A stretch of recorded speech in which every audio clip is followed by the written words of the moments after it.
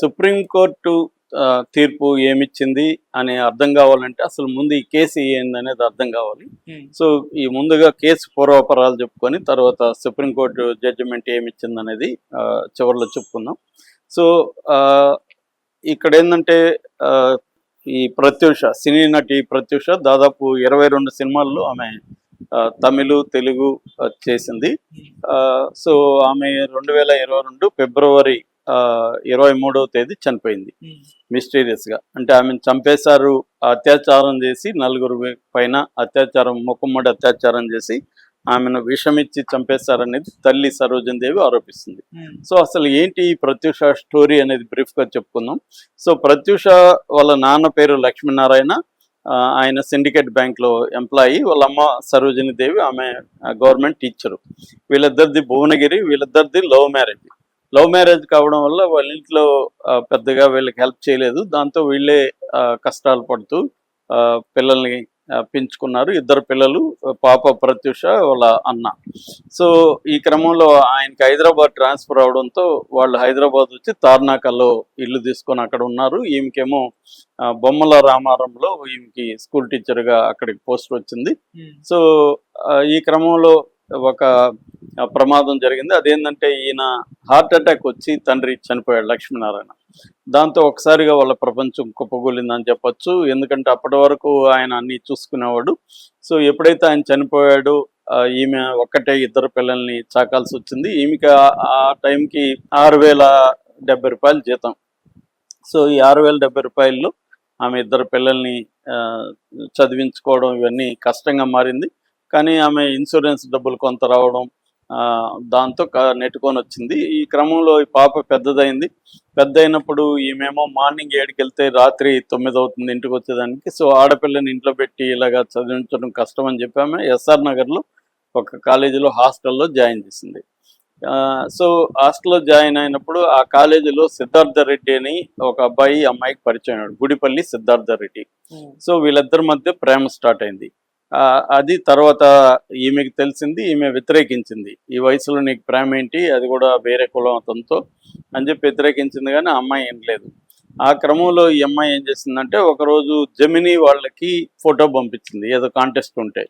ఈమెకి చెప్పలేదు తల్లికి, తర్వాత చెప్పింది. అయినా ఇంకా తల్లి పాప కోరికను కాదనలేక గమ్మునుంది. సో దాంట్లో మిస్ లవ్లీ స్మైల్ అవార్డు ఆమెకు వచ్చింది.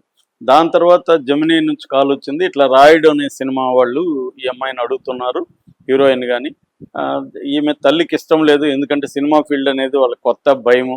కానీ పాప ఒప్పుకోవట్లేదు. సిద్ధార్థ రెడ్డి కూడా ప్రోత్సహించాడు. దాంతో ఈమె పాప కోరికను కాదనలేక దానికి ఒప్పుకుంది. అలాగే సినిమాలో ఛాన్సులు వచ్చింది. యాక్చువల్గా ప్రత్యూషకి ఏంటంటే ఎయిర్ హోస్టెస్ కావాలని కోరిక. అందువల్ల హోటల్ మేనేజ్మెంట్ కోర్సులో కూడా జాయిన్ అయింది.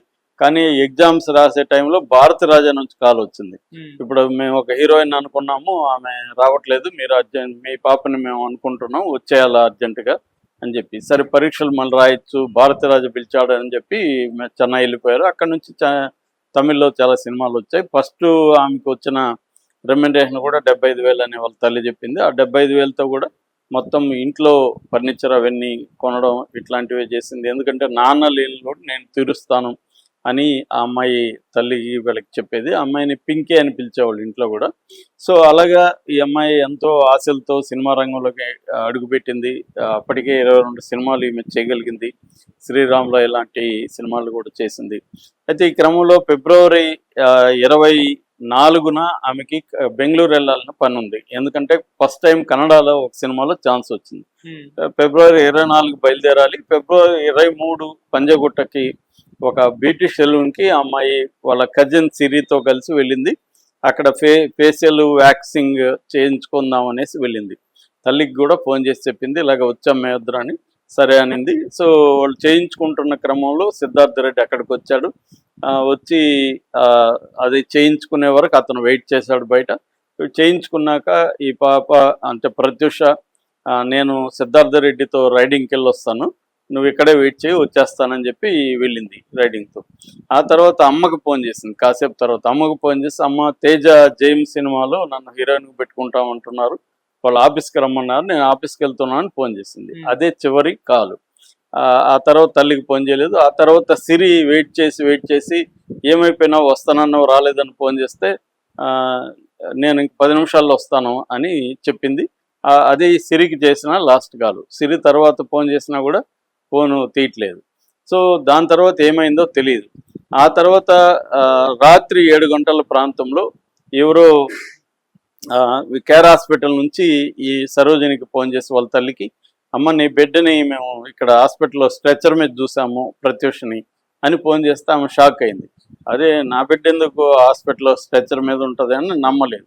ఈ లోపల గంట తర్వాత హాస్పిటల్ వర్గాలే ఫోన్ చేశారు, మీ పాప సూసైడ్ అటెంప్ట్ చేసింది, వాళ్ళ లవర్తో కలిసి ఇద్దరు సూసైడ్ అటెంప్ట్ చేశారనేసరికి ఈమె ఒక్కసారిగా ప్రాణం పోయినంత పని అయ్యి కొడుకుని తీసుకొని పరుగున కేర్ హాస్పిటల్కి వచ్చింది.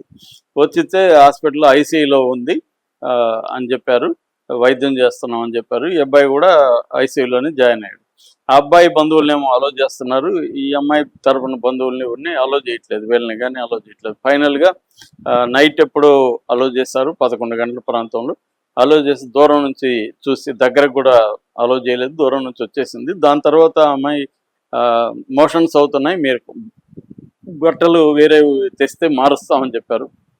వీళ్ళు వెళ్ళి మళ్ళీ ఇంటికి వెళ్ళి బట్టలు ఇచ్చారు, మార్చామని చెప్పారు. ఈ లోపల 15 మినిట్స్ తర్వాత మీ పాప చనిపోయిందని చెప్పారు.